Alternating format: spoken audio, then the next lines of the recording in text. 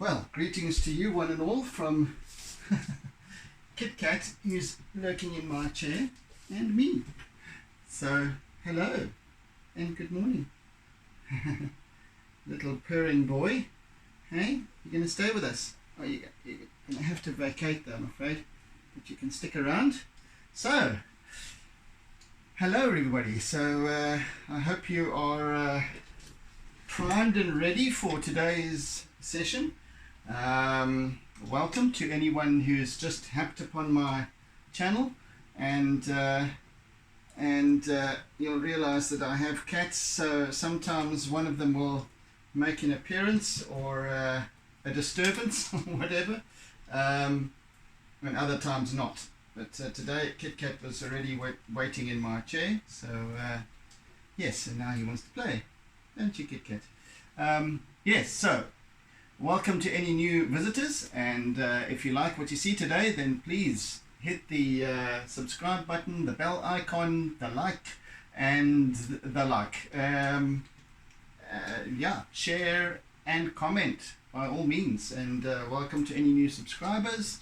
I always cherish my viewership, and so thank you for joining. Yeah, let's have a go at it then, shall we? And now we're going to have Kit Kat hissing it. Oh, Finn's got a lizard, and I can't save it. Let it go. She came to show me. She ran down the passage towards my bedroom, and then I realized I wasn't there, so she's come back down again, proudly carrying a lizard in her mouth. So I've started my session now, so I can't go and rescue it as I normally would. Hey, Kit Kat. Yeah? Anyway, thanks, Finn. You had to tell me that. Right, let's work with some of the greens today, getting those introduced to the artwork, and there's not a lot, and especially with this this darker olive green. There's just a little hint of it over here in this kind of where the wave is just beginning to fold or to curve. Yeah, so it's just that little spot actually, and a couple of others along the way, but primarily it's there, and in fact that little shift of color, and there's a nice little white reflection of this foaming part of the wave just over here, which sets our focal point in place.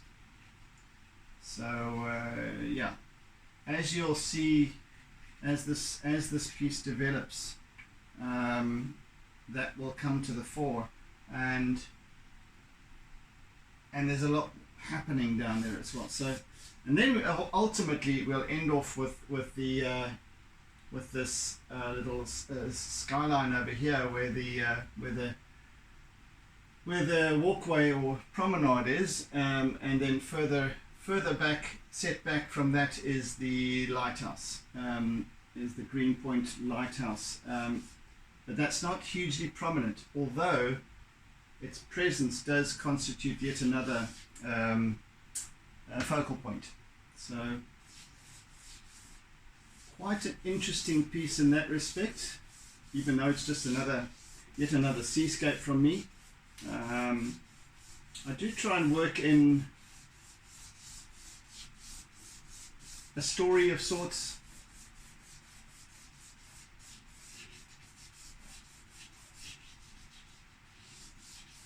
Yeah, so this is a little bit more perhaps literal in terms of, you've got recognizable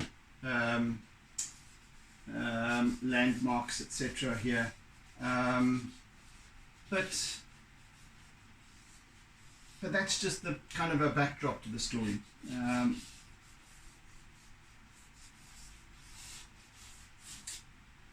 I mean, you might disagree. You might say, well, there's no story at all. it's just a landscape. But then, what is a landscape? What is a seascape? What is a skyscape? What is a portrait, for that matter? All of them, each and every single artwork tells a story of its own. It is unique in its expression. So, and as subtle and as insignificant as the story itself, the storyline might seem, it is there. And some of you, it might be more meaningful than others. That storyline, it might be something, a place that you recognize from a particular holiday that you took in Cape Town. And especially if you were visiting South Africa, Cape Town from elsewhere in the world, then that story becomes a little bit more poignant. You might have taken a walk with a lover along this particular promenade, recently or in the past, and that might.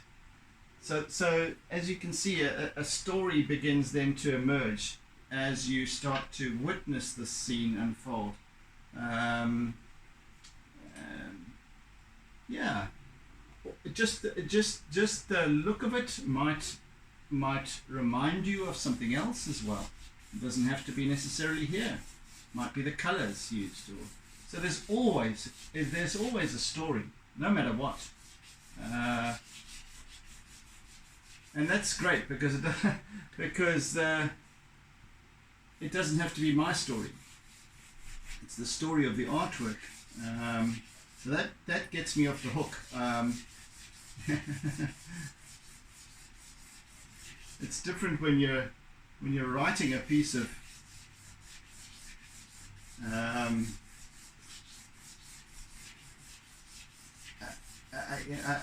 doing some writing or literature or something like that, or poetry, that form of story. Then you have to tell the tale differently. I leave the telling of the tale up to you, the observer. And that can be whatever it is, whatever it might be. I don't know.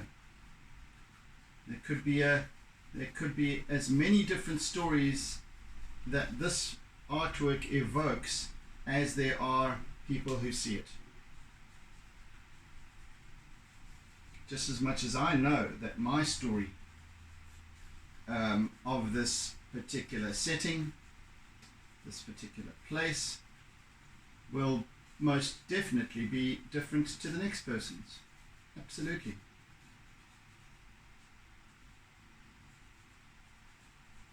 I mean, the day that I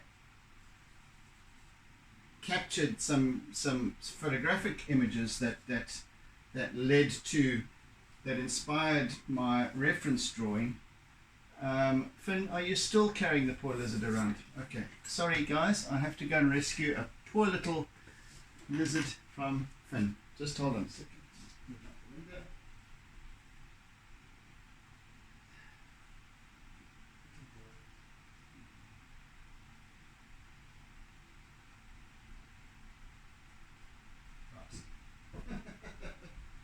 Rescued for now. Anyway, she hadn't, besides losing its tail, she hadn't damaged it yet. She had actually brought it to show me, I think, in the first place, and hadn't quite finished or started toying with it.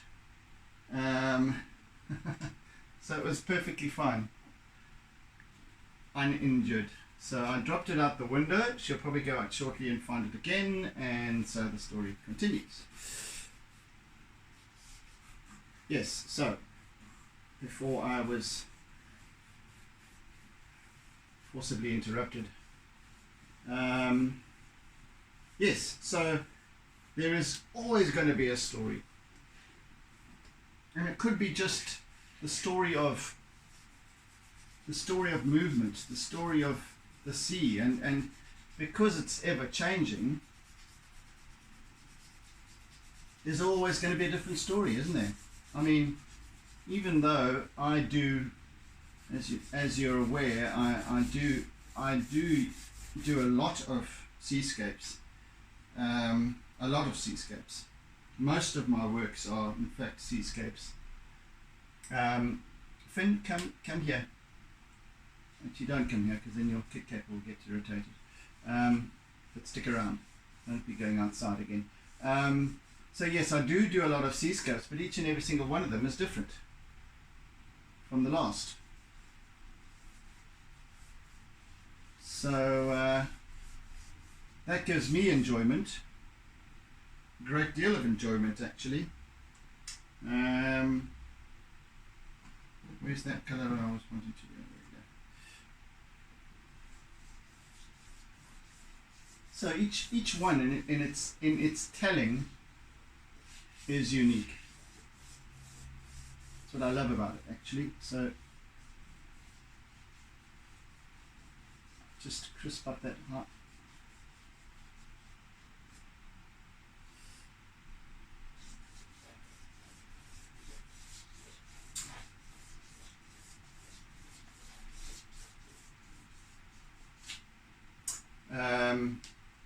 At our North Coast Artists meeting, I was explaining about that in the previous one, well, either the previous session or the one before, that we get together every month, a bunch of artists from around Durban, KwaZulu-Natal, Ballito, etc. We get together and we have an annual exhibition and blah blah blah fish place. But anyway, we have yesterday I think or previous session I was speaking about an artist who was demonstrating, but there was also one of our members who was also just did a short demo on the use of shading, and how to shade certain objects and the importance of shading, etc., and observing shading and very, very basic principles, of course, not given time to really extrapolate on all the different principles of shading and lighting. So he was demonstrating how shade or light plays a role in creating dimension on objects, be it an orb or sphere, be it a cone or a block, square, cube, sorry, rather.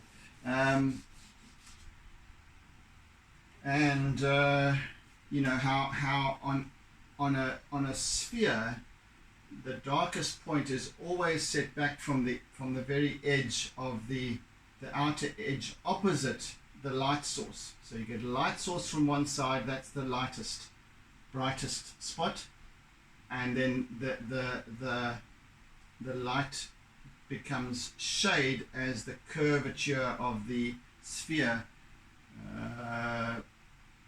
goes around to the back of the piece, in other words, on the dark side of the moon kind of thing. And then there's normally another light source that is from the surrounds that reflects off the opposite underside edge of the object.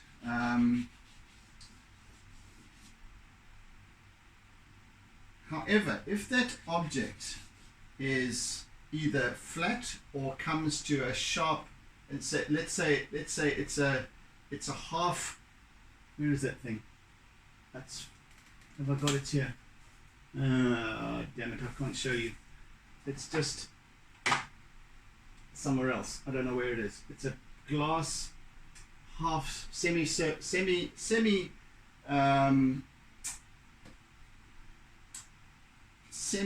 orb and semi-sphere, and where that, oh no, I can't explain this right now. what I'm saying is if there is an edge to that sphere, in other words, unless it curves right around the back, if there's an edge and it ends, then that will be the darkest point. There won't necessarily be a reflection. Same as I said, as I was saying with the horizon, there's that crisp line normally. There is no reflection because the line of sight is far too acute, and if anything, there's a lightness in the sky immediately above the horizon that is perhaps lighter than the rest, and it's perhaps in a band.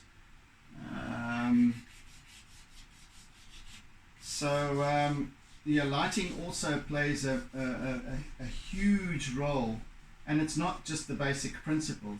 Yes, it is the basic principles included, but the ocean as an object is never going to be basic, because it is not just, it's not a particular form, a sphere, a cube, a cone, or anything along those lines. It's constantly changing.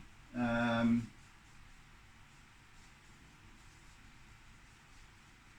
yet some of those basic principles of light source and what have you, cast, shadow, apply. And yet with the ocean we've also got reflection and refraction, more importantly, which you don't get in a solid object. I didn't explain that first part very well at all. I think I shall need to find that piece of that glass half sphere, man. Anyway, I kind of got myself into deep water there, excuse the pun, because I wasn't expecting to have this conversation or have this monologue come up upon me, and I've never actually spoken about it in that kind of sense before.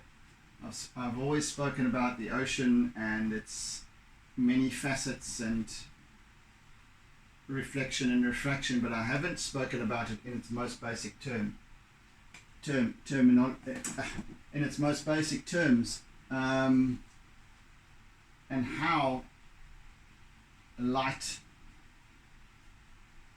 and reflective surface play a role in the sea rather than a static object.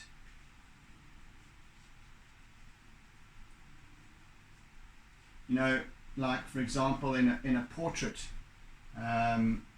lighting can be wonderful. You know, if let's say we take the difference between a professional photographic image portrait and a passport photograph, for example, which is flat. It's completely void of any ambient lighting or anything like that. It's straight on, straight up, and that's it. That serves its purpose. However, in a professional photograph, well, even amateur photograph, it is artistic, and in an artwork of any kind, portrait, let's say, you're always going to have that wonderful use of light, the light source coming from left or right, which then casts a shadow over the one half of the face, and you might have another lesser light source that just adds some uplighting and so on, reflective light source and so forth. What am I doing here? Let's work in some of this lighter green in this area. So yes, lighting does play an important role in establishing a mood. And these things you can, in a photographic shoot, you can set up your lighting according to the mood that you wish to create, the desired mood. You can do the same with a still life, either photographic or otherwise, or painted, a still life. You can do it with landscapes as well, using that wonderful, either the early morning or the late afternoon, with lovely long cast shadows and what have you, that bring about a lovely interpretation of mood.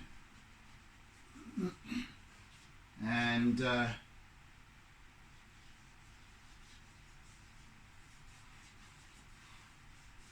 yeah, so lighting plays a huge role.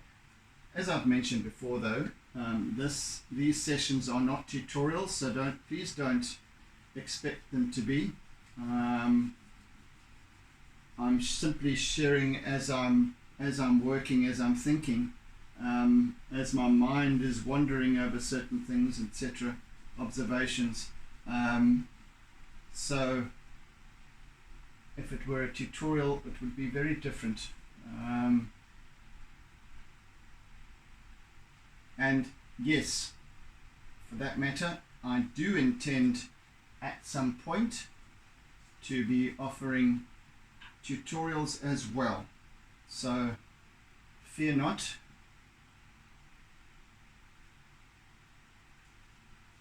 And let me know in the comments if you would like to see tutorials, the how-tos of what I work with here, how I work, etc., and particularly with this medium, setting up an artwork, and it's in terms of composition and all that sort of stuff. I don't really get into that during these sessions at all. However, if you would very much like to see that, please comment and let me know. Yeah. At this point, I don't have people asking for it, but I do think it's on the cards for me. I definitely would like to start offering that. Amongst other things.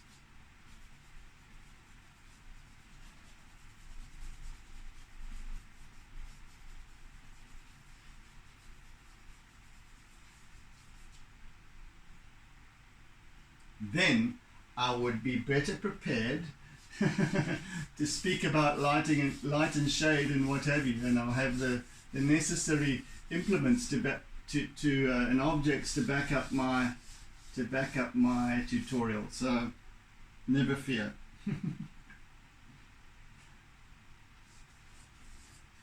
But please don't have the expectation of these being tutorials.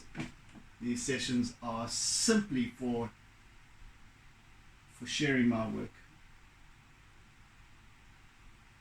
and my workings. Right, I'm using my eraser now. Part of these things can be sort of seen as tutorials because I do share a lot of what I'm doing and why I'm doing it, etc. But yeah, so as you all know by now, many of you who have been watching and following me for some time, I love to use my eraser not to erase with necessarily, but rather to blend with and form with. It's a wonderful tool for that. Creating form. Blending colors together. Yeah, it's fantastic for that actually.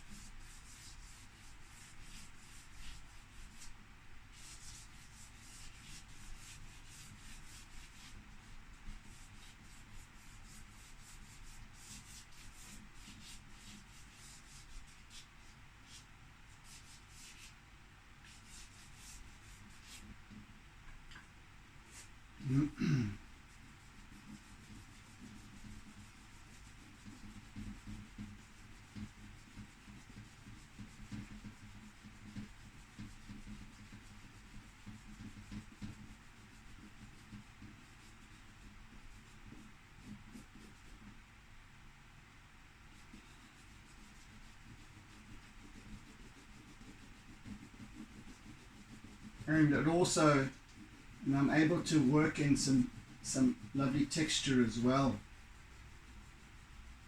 at the same time as I'm blending.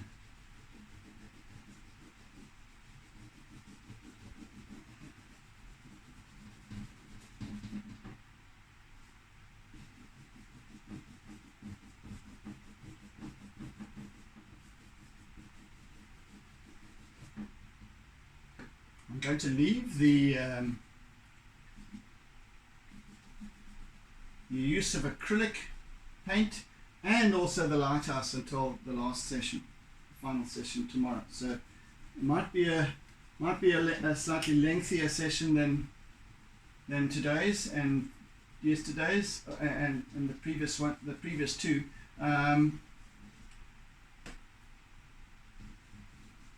We shall see. So a little bit of drama in the final. You know what they do that with. They do that always in Netflix series, don't they? A little bit of drama left for the final episode in the season, and it all comes together. Let's do that. Let's do that with this piece, shall we? It's kind of fun because it's meant to be this way. I was just sitting contemplating, okay, it's not going to take me that long to describe the lighthouse, and it's because it's small, it's kind of quite rough. I don't need to be very particular about it, so that will go down fairly quickly. So I can leave that and the acrylic white highlights and what have you, which will really start to punch this piece to the fore. Not to the fore, it will start to bring up about that punchiness that the piece requires, and leave all that until the closing stages, so that it has a little bit of sense of intrigue and theatrics. Theatrics in an artwork. Anywho, let's see how that goes, shall we? Should be fun.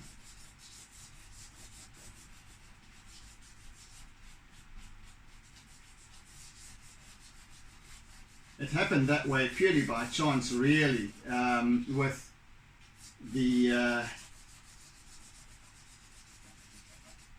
previous piece but one, with the big wave coming in at the big tube wave coming in at Noordhoek, with the arrival of the seagull right at the end, right at the very end, which was fun. Really, I had, up until the point that I actually decided to introduce it. Kind of, I was still toying with the idea. Should I? Shouldn't I? You know, I don't know. We'll see. So, anywho, I have already told you about the lighthouse because that's part of the whole scene. But it'll still be quite fun to introduce it later on in the proceedings, not towards the end.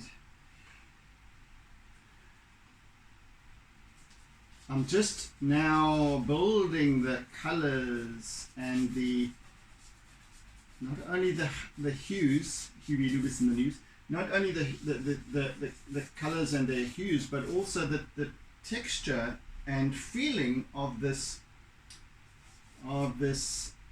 area in front of the approaching wave. Given that we've got a lot of foamy stuff going on, the surface is, because it's quite rocky just underneath, and there's a lot of kelp and whatnot waving about in the water beneath the surface, creating these lovely dark patterns and so on. There's rocks and also creating dark shapes and what have you. but there's this disturbed surface from the previous wave that's left behind. So it's a different kind of mood and energy to what's behind the wave and stretching out way beyond to the horizon. Very different in its language.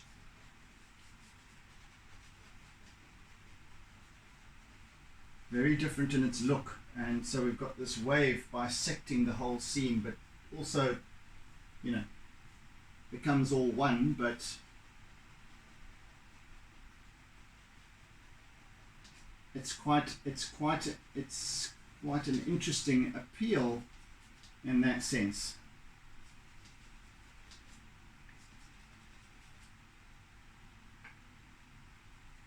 It has an interesting appeal in that sense, I should say.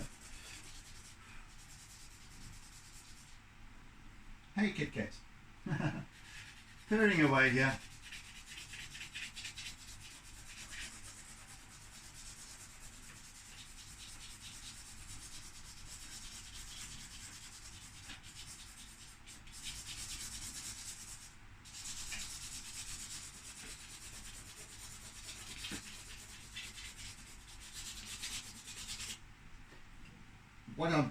What I've just been describing hasn't quite shown up yet.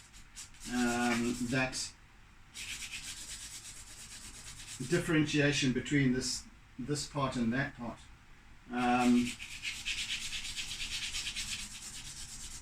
But it will take shape.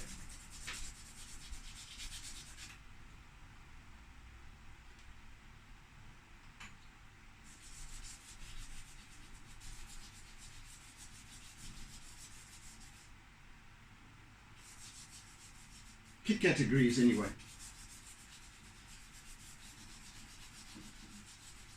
Yeah, he's been AWOL again for he went off again on Monday night. Today's Thursday, and he only pitched up again this morning. 60 hours gone. Wherever you go, I don't know. I would love to attach a little camera to this guy and see where his adventures take him and why for so long. And he's going for more and more lengthy periods of time. The last time was 36 hours. This time was 60 hours. You swine. And I don't know why he's suddenly doing this as well. He's quite happy. He he comes back and as if nothing's amiss. And maybe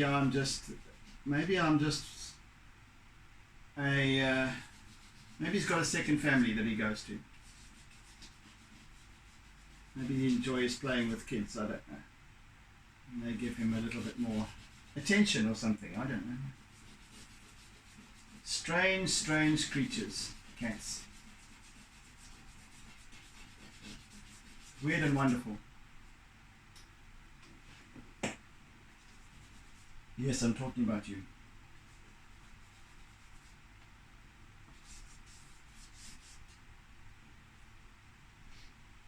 Right.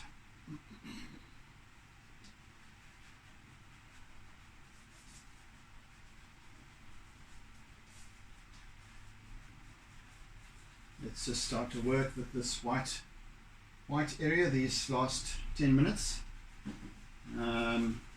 Just work that up a little bit. Here as well.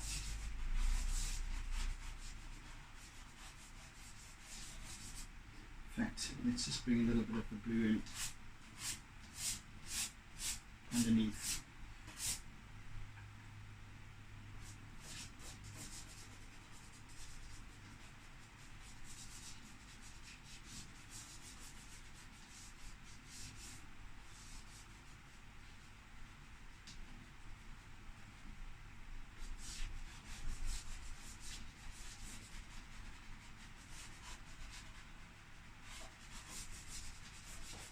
I'm using a slightly harder consistency of pastel here.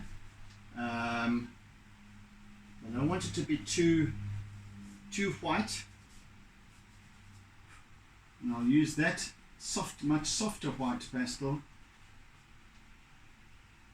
later in the proceedings. Now it's almost, I'm working in an underlayer to this, underlayer to this white foamy residual that's lying on the surface of the water. And you've got little rocks and perhaps dark shadowy areas left where the kelp is and so on that sort of peek through.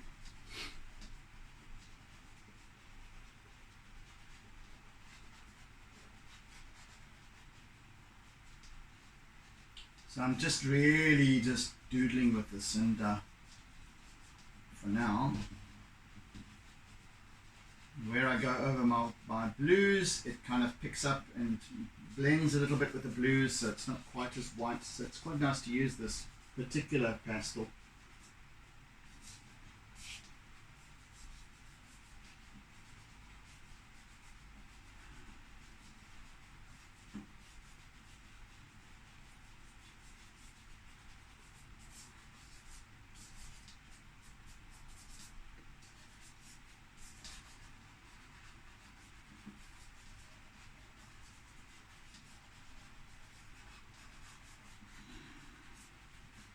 Doodling. The art of doodling. So you can really create an entire artwork just through doodling, which doesn't require skill, concentration.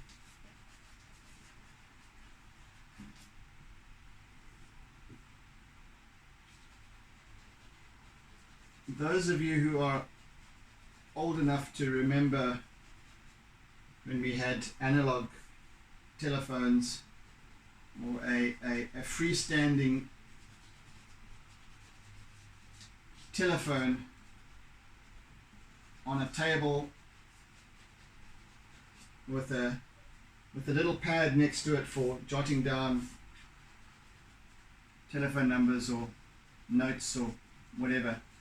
And on that pad, whilst we were having a conversation on the phone, we would be doodling. Our hand unconsciously picks up the pen or pencil and starts to describe little shapes and what have you on the pad as we're talking. We're not even thinking about what we're doing. And something comes together, this little artwork, miniature artwork of shapes and and it kind of is an expression of thought, isn't it? Or subconscious thought.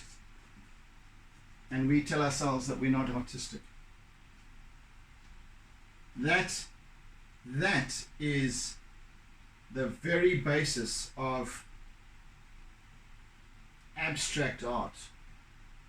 Raw expression. Raw expression without thought given to structure or form or anything else, just the raw basics. So it's unconscious or subconscious mind straight to. There's not even a subject. So that's the basic expression of thought. Synapses, or whatever you want to call it. It's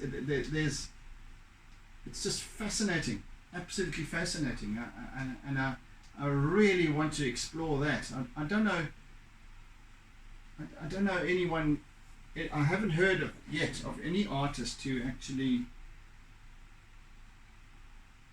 has really delved into the art of the doodle. Yankee Doodle Dandy. So once again, please, if you'd like me to put something together, a little workshop or something on YouTube, speaking about, and maybe even a series of workshops about doodling, please let me know in the comment section down below. I really would love to hear from you, and I'd love to hear your thoughts about doodling, what it is, what it represents to you. Do you consider yourself an artist, even though you can, or not an artist, despite the fact that you can doodle, and that we have, or are able to, and we do in certain respects. Even if it's on apps and things like that, there's all sorts of ways that we express ourselves artistically, isn't there? We always think that we have to follow some kind of I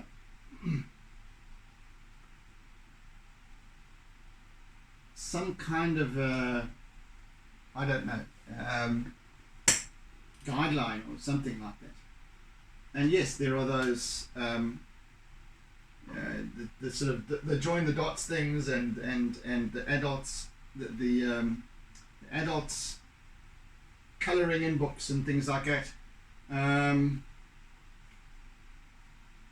Those are great. Those are fantastic, because you start with just using your expression of colour. But then when it comes to doodling, that's something a little bit different. Because now you're creating, basic, raw creating. So, right, my mind is now starting to work on that thinking, because I think it's something, I believe that it's something that needs to be shared, spoken about. Yeah.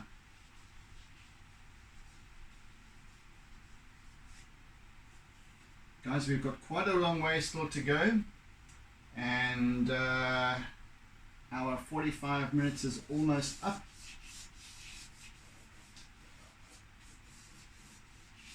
However, I think even if we have to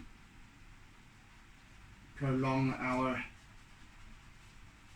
session, our last session, to an hour, so be it.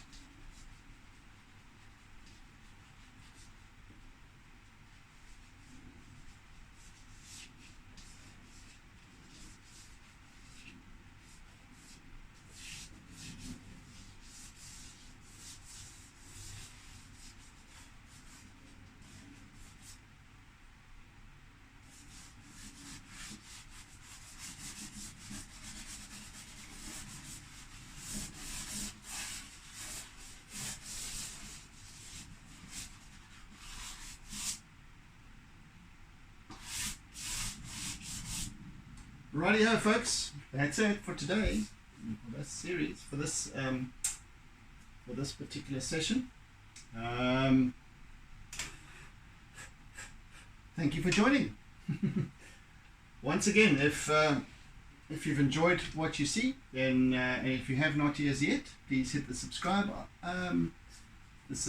button and the bell icon down below. And as I said before, please comment. Please like, and please share my work. I would be most grateful.